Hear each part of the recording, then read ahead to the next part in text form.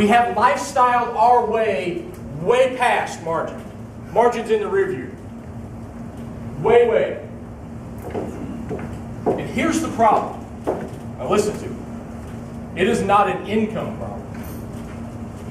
It is not an income problem. It is not a lifestyle problem. It is a spiritual problem. It is a spiritual problem. One, let me do this to add more relevance to it. Sorry, the marker doesn't work. Number one cause of divorce in America. Money. Money. Number one cause of stress within relationships and family units in America. Because I want something more than what you're willing to give, or more than I'm willing to have. And it's all about money, and money, and money. And this destruction is a result of this consequence. Of this right here.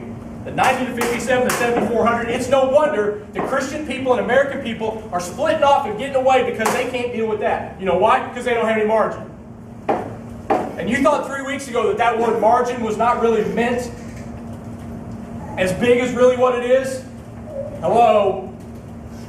Hello? And we call this normal. Right? Yeah, call it normal. It's normal stuff. Hey, people get divorced. That's normal. Hey, people got financial stress. That's just the way it is. It's normal. Hey, credit cards. Hey, if I can't pay for it, I'm just going to go get it because I want it. That's normal. I mean, I'll pay it off eventually. That's normal. Financial stress, that comes with territory. That's normal. Does God call us to be normal? No. Matthew 6, 19 through 21. Let's read that.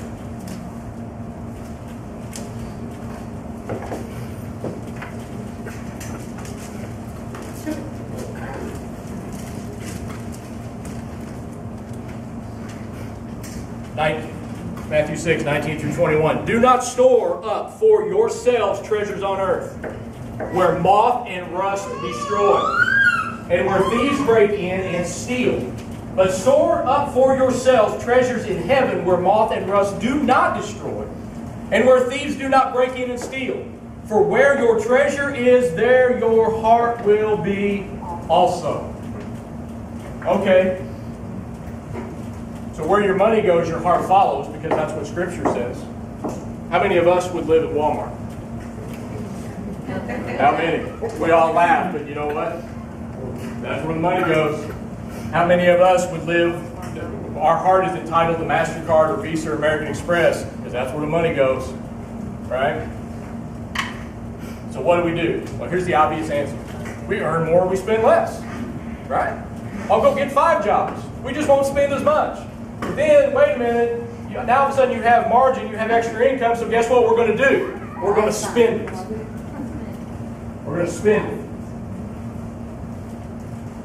Most people don't get it. We laugh because we think, oh, that's stupid there, and it's obvious, duh.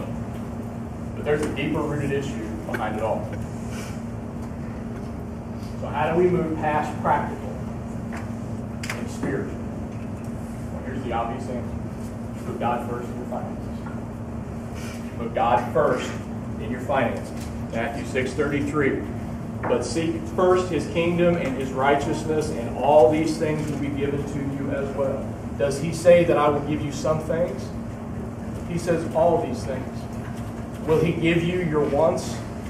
He might, if they line up with His will. But if they don't line up with His will, they're your want, and He's going to try to stamp out what you want, because what He wants is better for you. When we talk about money in church, what do we typically think of? What's the first thing we think about? Tithe. How many of you get wiggle butt? When people start talking about tithe, you want to slide down in your seat, right? Hey, been there, done that, it's okay, you can laugh, it's all right. There is no judgment or no condemnation here, but there is truth. But when churches start talking about tithe, you immediately begin to think, okay, how much does the pastor want? How much does the worship pastor want? How much are we spending here? What are we doing here? How come they drive Lexuses and Beamers? And all of and live in Port Chima, and they got a second house on the lake, and they got a third house in St. Louis. How come they want my money? it's not about tithe. It is about being prayerful. It is about having an intimate relationship with Jesus Christ, because he says, seek first his kingdom. Seek first, seek first, seek first. And it is genuinely asking him what he wants and not what you want, and what he wants with what he gives you.